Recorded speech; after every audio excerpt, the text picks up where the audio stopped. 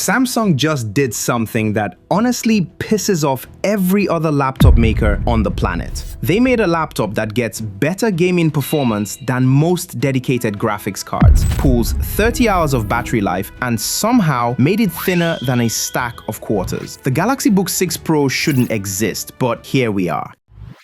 Looking at the specs and early reviews, this thing keeps delivering moments that makes me scratch my head in disbelief. Fire up Cyberpunk 2077 and you're watching it run at 65 frames per second with ray tracing turned on integrated graphics. That's not supposed to happen. The reason it works comes down to Intel's Core Ultra X7, 7, or 5 Series 3 processors built on their new Panther Lake architecture using 1.8nm technology. We're talking 60% faster than last year's Galaxy Book, which was already pretty decent. For comparison, Apple's M5 chip in the MacBook Pro gives you about 40% better performance than the M4. So Samsung's actually leapfrogged Apple here, which nobody saw coming. You get up to 32GB of LPDDR5 RAM, which is faster than the previous generation's memory, and storage options from 256GB up to 1TB SSD. The 16-inch model even has an expansion slot if you need more storage later. The previous Galaxy Book maxed out at 16GB RAM, so doubling that makes a real difference for heavy multitasking. But here's what really stands out. That gaming performance? It's coming from Intel's Arc graphics, which used to be the punchline of GPU jokes, except now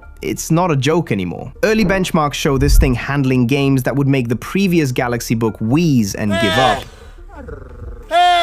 The display situation is where Samsung starts flexing on everyone, including Apple. This 16-inch AMOLED panel hits 1000 nits of HDR brightness, which puts it right there with the MacBook Pro's 1100 nits. But Samsung added this vision booster technology that actually makes it usable in direct sunlight. Side-by-side comparisons show the Samsung staying clearly readable, while the MacBook becomes basically a mirror. Here's something most reviews won't tell you because it sounds boring, but it actually matters. Before that though, if you found the video helpful so far, give it a like and make sure to subscribe for weekly no BS reviews of the coolest gadgets that matter to you the most. Back to it. Samsung moved the keyboard to the center of the laptop. The old Galaxy Book had it shifted to the left to make room for a number pad, which meant your hands were never quite comfortable. Small change, huge difference when you're actually using the thing for work. The battery situation is where this gets interesting, because 30 hours sounds like complete marketing nonsense, except the real-world testing is backing it up. Samsung redesigned the cooling system with a vapor chamber setup that's 35% more efficient than the previous generation. Better cooling means the processor doesn't have to work as hard, which means less power draw. This means you can get 15 hours of actual work and up to 30 hours of video playback, which puts it in MacBook Pro territory.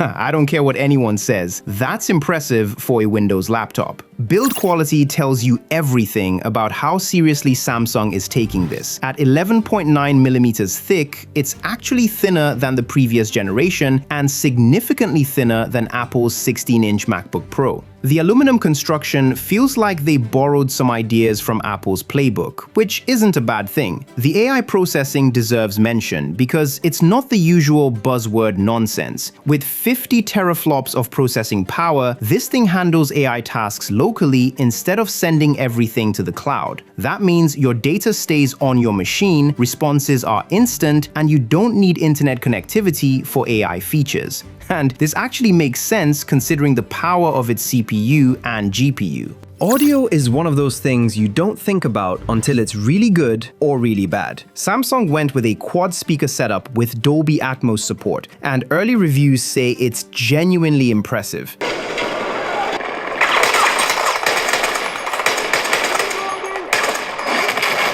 Not studio monitor impressive, but good enough that you'll forget you're listening to laptop speakers. The previous Galaxy Book had decent audio. This has audio that makes video calls actually pleasant. Connectivity is where Samsung shows they understand how people actually use laptops. Wi-Fi 7 support, Thunderbolt 4, HDMI 2.1 that can drive 8K displays at 60Hz. The MacBook Pro matches most of this, but Samsung's implementation feels more practical for Windows users who actually connect to different types of monitors and peripherals without needing a dongle collection. One thing I don't understand is why Samsung decided to put only a 2-megapixel 1080p camera on this thing in 2026 on a premium laptop that costs MacBook Pro money. That's the same resolution as laptops from 5 years ago. The MacBook Pro M5 has a 1080p camera too, but it's significantly better quality. This feels like Samsung just checking a box rather than actually caring about video calls, which is odd considering how much remote work we're all doing. Samsung hasn't released final numbers yet for the pricing, but based on the feature set and build quality, I'm thinking it's gonna cost MacBook Pro money, which makes me wonder, are Windows users ready to pay premium prices for premium laptops? Before I forget, I have a quick announcement. The winner of the Smart Wallet giveaway is... Congratulations! Congratulations. Congratulations.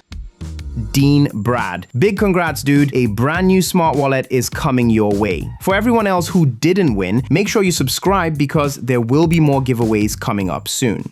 Here's where things get interesting, and this might be controversial. On paper, the Galaxy Book 6 Pro is objectively better than the MacBook Pro M5 in almost every measurable way. Better gaming, comparable battery life, better display technology, more connectivity options. Samsung basically built the perfect laptop. But honestly, I'd still probably choose the MacBook Pro.